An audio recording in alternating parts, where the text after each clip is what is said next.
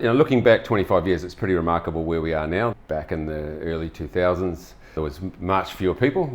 The office consisted of 3 people there for a long time and 2 people in the workshop. So we all had to wear a lot of hats, and we all had to do a lot of different functions. So that meant a lot of weekends and a lot of time on the road. As the business has grown, we've now got departments. We've got people that wear all these different hats that are specialists in it. Grown our design drafting team from 1 to now a team of nearly a dozen people that work through that process. We have over 110 people in the Philippines at our business there. We have 50 plus here in Australia. We have a lot of experts in a lot of different departments, and my job really is to try and employ people who really know what they're doing. See the process work and the teams working together and the various parts of it, and they get excited about it too. Like most recently, Scott, our technical writer, has produced some really high quality manuals and documentation, and that's really taken the product offering to another level as far as what the final customers see. They get the machine, but they also get documentation that's of a very high standard, and it gives them confidence in the backing and the knowledge that goes into the machine, and the ability to look after it and support that's behind it. It's really fun to make something. We start from scratch, and we start with a blank sheet of paper, and we design and we build out those ideas into something that's functional. And it's great to see it come from an ideas sheet through to a finished product rolling out the door, and when you turn it on and it comes alive, and it's not that many companies in Australia that do make something, and that manufacturing process is really fun. So historically we had 1 location here in Brisbane. Obviously we now have our business in the Philippines, which has grown exponentially over the last 10 years.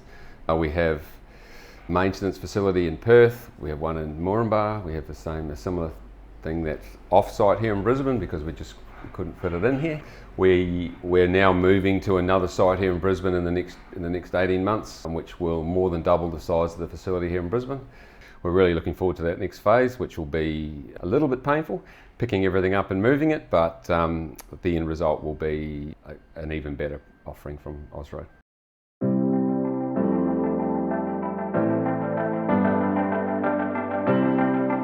So early on, we built our own hire fleet and developed our own equipment. So that fleet had grew quite quickly in the early days, and that allowed us to upgrade and provide review of the design at a very fast rate. So in the early days, every machine was different, and as we were refining our designs, but we were able to move quite quickly to changing things and making adjustments. Now we have a modification process and non-conformance process, so anything that doesn't fit has an issue, or we want to make a change, we have a documented process where that flows back to the engineering department, and we can make modifications. So yeah, our clients in Australia are tier 1 miners, and their standards are very high. So they have a scope and a spec for their equipment, and their requirements are as high as anywhere in the world. So generally we incorporate all of their requirements into everyone's equipment, and once it makes it into the design, then it's there and it's available for everybody to use, so that our gear that leaves here and goes internationally meets the standards of all the tier 1 miners that we work for in Australia. So if we're manufacturing for another customer's product, they'll come to us generally with a design. It can be well developed, or it could be an idea. We will produce a model in AutoCAD so that they can get a 3-dimensional model of what we're proposing, and we can make sure that everyone's on the same page, and they can review it, and we can move things around until they're happy with the model. At that point, we break that down into parts effectively. Every piece has to be drawn, has to fit, so that we've got a 3-dimensional model of every single part that fits into that. One of the most recent aspects of the production that we've brought in-house is the programming and the design of the control systems.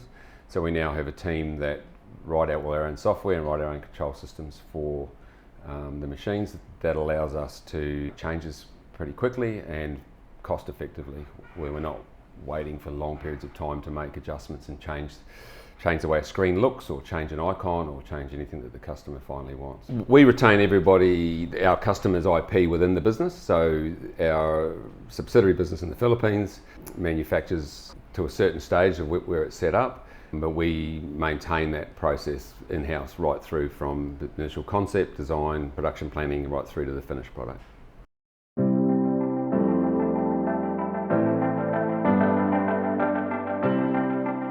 Our business in the Philippines manufactures to the standards that we require here in Australia. We retain control over every aspect of it. Obviously in Australia our manufacturing costs are very high, and the Philippines has given us a pretty good balance, I think, between a lower cost region and the capability we have here in Australia with the engineering design. All that design planning phase happens here in Australia, and then the guys in the Philippines manufacture for us based on the designs that we've in Australia. It allows our customers to leverage the benefits of that lower cost region. The business in the Philippines, we have about 6,500 square metres under roof. We bring in raw products, so we laser cut, fold it, we fabricate it, we weld it out, we blast it, paint it, finish it. We have an assembly shed where we do clean assembly.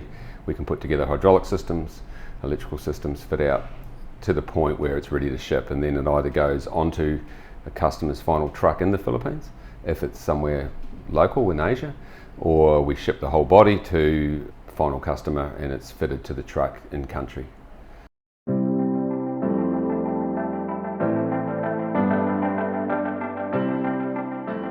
Some of the equipment comes back to Australia first for final fit out, and then we might on ship it to a final destination. Some of the equipment will come directly from the Philippines to a final customer overseas. Often we'll bring the first one here to make sure that we've got everything right and that we're happy with it, and then following from that, then equipment can go directly from the Philippines to the final customer wherever they are. One of the big hurdles we overcame, quite a few years ago was that you go from building the machines on the trucks, and it's very difficult when you're doing that to capture the as-built design before it goes out the door.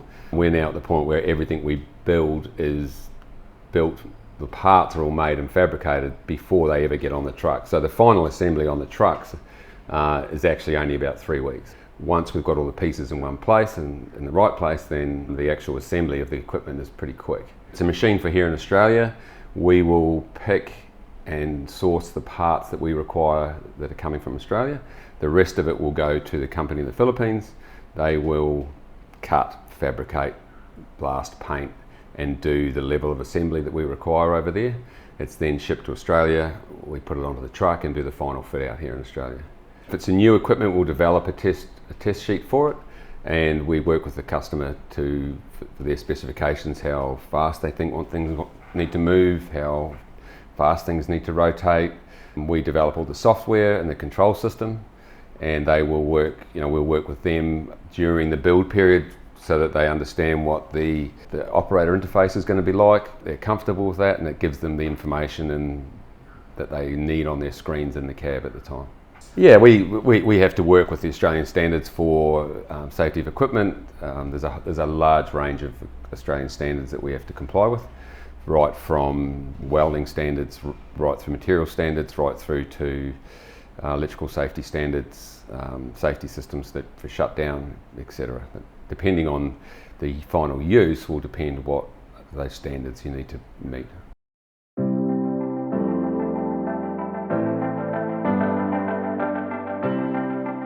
So the commissioning process involves initially starting up the hydraulic system and running oil through the full system and commissioning that setup. At that point, speeds are set, and we manually control the speed of every function and get that system run up and functioning correctly. At that point, we'll start the electrical system, the control system, and we start running through those functions one by one and testing that they are all operating as expected. The benefit of the CAN control systems that we now use are that just about everything can be adjusted, and the speed control can be set by the final owners and by ourselves from a screen in the cab, so that you don't have to get out and physically adjust the speed of various items. Yeah, we'll commission the machine based on the final customer's requirements, so they can come and be involved in that, and they're more than welcome to be here when we set things up. Generally, once the machine's up and running and we're happy with everything as it should be, we'll go to site with a new piece of equipment, and we'll do a handover on site in the environment that the equipment has to work, and make sure that the customer's happy and everything works as expected. Being able to log in and access our equipment in Australia or worldwide is a huge benefit to our customers, and our guys can log in and see what's happening on the machine, make changes in the field or in their workshop, wherever they may be.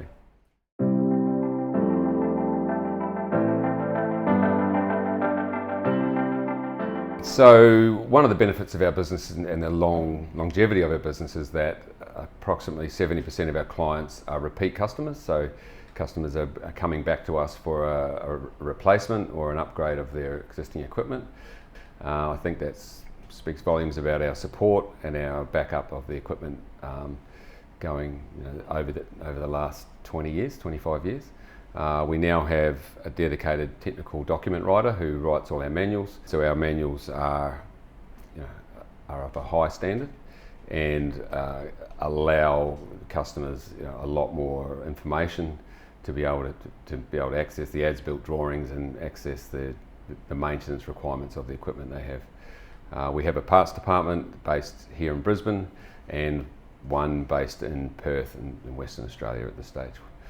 We also have maintenance workshops in Brisbane and Moranbah, and we're able to do maintenance in Perth if required as well. So working within Australia, obviously it's a huge country, and working remotely in Western Australia, it's effectively a different country. So we've developed systems to work in faraway places and support customers in various places and in various time zones. So we're quite comfortable providing support 24 hours a day for wherever our customers might be. We have customers out there who have equipment that's 15 years old, that's still running, and we're still supporting, and we still maintain a full stock of parts and requirements for that equipment. So we're well aware that we run our own fleet of equipment, and we're well aware of the pain that comes with not having equipment on the road. Our aim is to supply all of our parts out of here within 24 hours for our customers.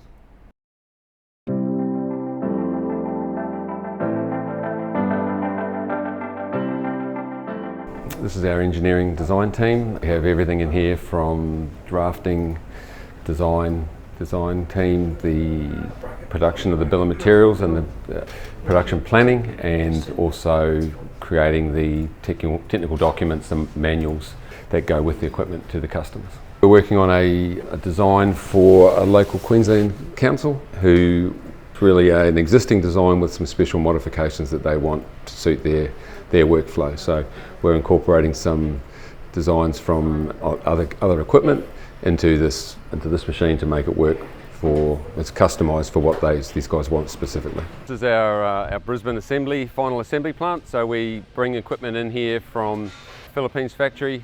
The equipment over here has been removed from a container just in the last couple of days. So this is the state that it arrives into Brisbane in, and then we take that equipment at this point where we'll fit it to the back onto the chassis. So there's a new chassis here arrived in, ready for assembly. The guys are prepping that now, ready to put the body onto the back of this truck, which will go on early next week. Here we've got a power plant that is used by our team in the Philippines to commission bodies and run up systems when they don't have the chassis in the Philippines. So if we're sending a body offshore, we use a system like this to plug everything in, run it, operate it, commission it, so that when it's packed ready for shipment, we know that everything's been run and it works. So here we have a small version of what goes on in the Philippines.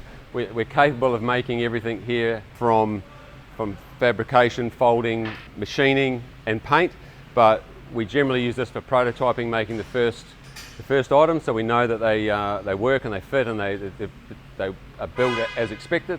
And then once we get that right, then it's built by our team in the Philippines. So the equipment is broken down via bill of materials into a series of small sub-assemblies. Each one of these containers and each bit of paperwork relates to a sub-assembly which is ready to go to the workshop floor to be built. So the machines all the parts come through here on these mobile racks. Rack here we control all the paperwork so that the individual fitters and teams can come to the desk here, be issued with the parts they need to build the assemblies in the order that they need to build them, so that we can build the equipment in a efficient fashion.